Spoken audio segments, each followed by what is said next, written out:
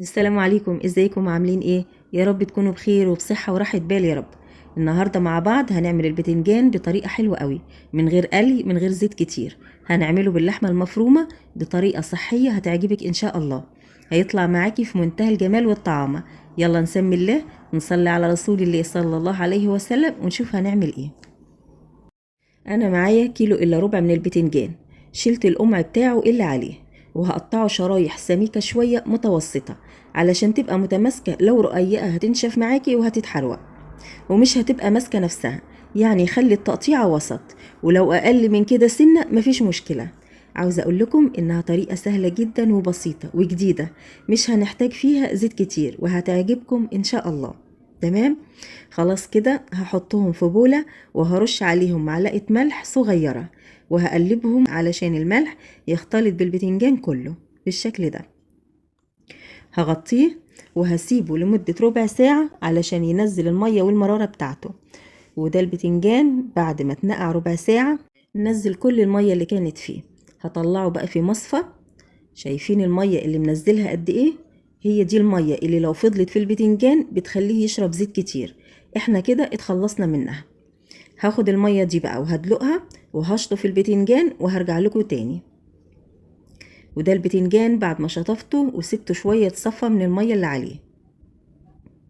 هرجعه تاني في البولة وهنتبله. عندي طبق هضيف فيه معلقة صغيرة توم باودر، معلقة صغيرة كمون، معلقة صغيرة بابريكا، بتدي لون حلو وطعم حلو قوي.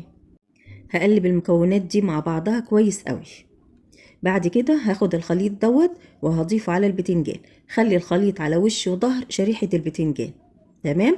بعد كده هضيف 3 معالق زيت بس، وهقلب البتنجان علشان يشرب كله من الزيت بالشكل ده. بعد كده حضرت الصاج اللي هرص عليه البتنجان وفرشت عليه ورقة زبدة. هبتدي ارص عليه البتنجان علشان هدخله الفرن بالشكل ده. لو مش عاوزة تدخليه الفرن، هاتي طاسة ودهنيها بمعلقة زيت، دهنة بسيطة كده. وبعدين رصي البتنجان في الطاسة وحطيها على نار هادية. هياخد حوالي دقيقتين ياخد اللون الذهبي، وبعد كده تقلبيه على الناحية التانية ياخد اللون الذهبي من الناحية التانية، وتخرجيه في طبق. الشرايح بعيدة عن بعضها مش فوق بعضها. وفي الرصة التانية هتعملي نفس الطريقة برضه وما تخافيش، مش هتتحروق ولا حاجة، بس عينيكي تكون عليه. خلاص كده رصيت البتنجان هدخله الفرن على درجة حرارة 180 على الصاجة من تحت فوق النار، اللي فوق النار على طول. اول ما ياخد اللون من تحت لون ذهبي حلو نقلبه على الناحية التانية. تعالوا بقى نجهز الخطوة اللي بعد كده. عندي هنا ربع كيلو لحمة مفرومة، بصلة متوسطة متقطعة صغير بالشكل ده، معلقة جزر كبيرة ممكن تستغني عنها، 4 فصوص ثوم مفرومين، قرن فلفل حار وقرن فلفل رومي متقطعين صغير بالشكل ده. وعندي هنا نص كوباية مية هدوب فيها معلقة صلصة كبيرة. ممكن تستبدلي الصلصة بنص كوباية عصير طماطم. عندي بقى طاسة هحطها على النار، هضيف فيها 3 معالق كبيرة من الزيت وهسيبهم لما يسخنوا. وبعد كده هضيف اللحمة، هشوحها على نار عالية علشان ما تنزلش ميتها لغاية لما تغير لونها بالشكل ده. بعد كده هضيف البصل والثوم والجزر وهقلب شوية علشان البصل يدبل والجزر كمان يدبل معانا. بعد كده هضيف نص معلقة صغيرة من الملح. الملح دوت يعني انا حطيت قليل شوية علشان ما كترش وتطلع حادقة معانا. في اخر لما تقرب يعني تستوي هندوقها بقى نشوفها، لو محتاجة ملح تاني بنزود، مش محتاجة خلاص. تمام. هضيف بقى نص معلقة صغيرة كمون، رشة من الشطة وممكن تستغني عنها، رشة قرفة، رشة من السبع بهارات، ونص معلقة صغيرة كزبرة. ونقلب بقى كده كله مع بعضه، ونقلب شوية كده علشان اللحمة تاخد من طعم البهارات. بعد كده هضيف نص معلقة صغيرة من السكر، هضيف الفلفل ونضيف الطماطم ونقلب.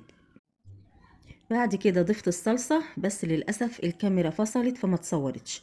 سبتها غلت شوية مع المكونات دي وخلاص كده بقت جاهزة معايا. عاوزة اقولك بس يخلي فيها شوية صوص الخلطة يعني، او اللحمة المفرومة او العصاق ده، خلي فيه شوية صوص، ما تنشفهوش قوي. انا سهيت عليها فالصوص نشف شوية. تمام.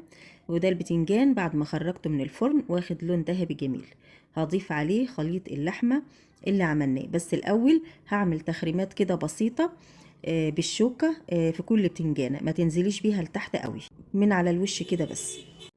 هحط بقى على كل شريحة بتنجان شوية من العصاج اللي احنا عملناه، حوالي يعني معلقة أو معلقتين بالشكل ده، وهغطيها بشريحة تانية من البتنجان. بعد كده هحط عليها شوية من العصاج اللحمة المفرومة، وهضيف شوية بقدونس مفرومين أو متقطعين صغير، هضيفهم على الوش، حاجة بسيطة كده يعني. وعندي جبنة موزاريلا هضيف شوية على الوش بالشكل ده. نعمل واحدة كمان بنفس الطريقة، هضيف جزء من العصاج على وش شريحة البتنجان وهغطيها بشريحة تانية، وعليها هحط عصاج وشوية خضرة بقدونس وجبنة موزاريلا. شكلها جميل قوي ازاي، وطعمها حلو قوي، تحفة. جربوها، أكلة جديدة، الزيت فيها مش كتير، طعمها حلو وصحية في منتهى الجمال. هكمل أنا بقى الباقي. خلاص كده هدخلهم الفرن على درجة حرارة 200. طبعا هو كل حاجة مستوية، احنا بس عاوزين الجبنة تسيح وتاخد لون. هياخد في الفرن حوالي 10 دقايق لربع ساعة، لغاية لما الجبنة تسيح وتاخد لون معانا، وبس كده. وده البتنجان بعد ما خرج من الفرن، تحفة، حاجة كده ما شاء الله، فاخر من الآخر، ريحته جميلة جدا. الخلطة بتاعته وريحتها تفتح نفس اللي مش جعان، هيقوم ياكل على طول. من كيلو الا ربع بتنجان استخدمنا له بس 3 معالق زيت، طالع جميل، تحفة، طعمه في منتهى الجمال، شكله شيك جدا، صحي في منتهى الجمال والروعة. لو عجبكم الفيديو ما تنسوش اللايك واشتركوا في القناة لو أول مرة تشوفوا قناتي، وفعلوا زر الجرس علشان يوصلكم كل جديد أنا بنزله. واشوفكم على خير فيديو جديد، مع السلامة.